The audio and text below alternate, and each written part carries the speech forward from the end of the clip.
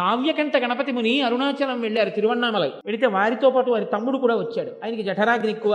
ఆ పిల్లాడు అన్నయ్య ఆకలిస్తోంది, అన్నయ్య ఆకలిస్తోంది అంటున్నాడు. ఆ రోజున ఏకాదశి తిథి. అందుకని పాపం ఆయన దగ్గరున్న డబ్బులతో 1 డజనో 2 డజన్లో అరటిపళ్ళు కొన్నారు. వాడు అన్ని తినేశాడు. తినేసి ఇంకో గంట అవ్వలేదు, అన్నయ్య ఆకలి వేసేస్తోంది, అన్నయ్య ఆకలి వేసేస్తోంది అంటే ఆ రోజు ఆయన పాటించిన ఆచారం అటువంటిది. బ్రాహ్మణులు ఉన్న అగ్రహారానికి వెళ్లి ఇళ్ల ముందు నిలబడి భవతి భిక్షాందేహి భవతి భిక్షాందేహి అంటూ యాచన చేస్తున్నారు. అన్నం పెడితే తమ్ముడికి పెడదామని. ఆ రోజు ఏకాదశి. ఎవ్వరు బయటికి వచ్చి అన్నం పెట్టలేదు. వీడు ఏడుపు. ఒక ఇంటి ముందు వెడుతున్నారు. ఆ ఇంటి అరుగు మీద పడుకున్నాడు వృద్ధ బ్రాహ్మణుడు. ఆయన గభాలన లేచి కావ్యకంఠ గణపతి మునిని పట్టుకుని అన్నాడు, బాగా దొరికావయ్యా. నా భార్యకు ఒక నియమం ఉంది. అందరూ ఏకాదశి వ్రతం చేసి మరునాడు ఉదయం ద్వాదశి నాడు పారణ చేస్తే నా భార్య ఏకాదశి నాడు రాత్రి భోజనం చేస్తుంది. కానీ భోజనం చేసే ముందు ఆవిడకు నియమం ఉంది. ఆవిడ ఎవరైనా ఓ 2 బ్రాహ్మణులకు భోజనం పెట్టుకుని తింది. ఇవాళ యాత్రికులు కూడా దొరకలేదు తిరువన్నామలైలో. ఎవ్వరూ దొరకలేదు. నువ్వు ఆకలం తిరుగుతున్నావు, రా రా అని లోపలికి తీసుకెళ్ళాడు. స్నానం చేసి రండి భోజనం వడ్డిస్తానంది. కావ్యకంఠ గణపతి ముని తమ్ముడు గబగబా వెళ్లి స్నానం చేసి తడిబట్టతో వచ్చారు. ఆవిడ మడిబట్టలు ఇచ్చింది. మడిబట్టలు కట్టుకుని భోజనానికి కూర్చున్నారు.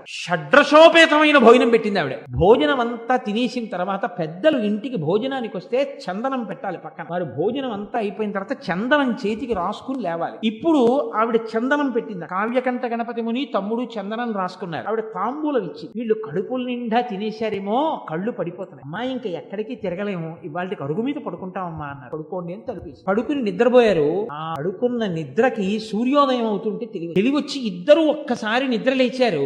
అమ్మయ్య, రాత్రి ఈ తల్లి కదురా మనకు అన్నం పెట్టింది అనుకుని అరుగుమించి లేచి చూశారు. అది వినాయకుడి గుడి, ఇక్కడ ఇల్లు లేదు. వాళ్ళు తెల్లబోయి, రాత్రి మనం షడ్రసోపేతమైన భోజనాలు తిన్నాం, ఇక్కడ ఎవరో ఒక తల్లి మనకు అన్నం పెట్టింది, ఏదా తల్లి ఇది, ఆ ఇల్లేది అని చూశారు. ఒకవేళ కలకన్నామా అని. రాత్రి ఆవిడిచ్చిన తాంబూలాలు వాళ్ళ పక్కనే ఉన్నాయి అరుగు మీద, ద్రవ్యంతో కూడా. ఇప్పుడు చెప్పండి, ఎవడు ఆర్తితో ప్రార్థన చేసి ఎవడు ఆర్తితో పూజ చేస్తున్నాడో వాడు నోరు తెరిచి అడగవలసిన అవసరం లేకుండా వాడి అవసరాలు తీర్చడానికి భగవంతుడు వాడి వెంట తిరుగుతుంటాడు. వాడికి ఈశ్వరుడి యొక్క అనుగ్రహం ఎప్పుడూ కలుగుతుంటుంది. దానికి ప్రకటనలు అక్కర్లేదు, దానికి ఏమీ అడ్వర్టైజ్మెంట్లు ఉండవు.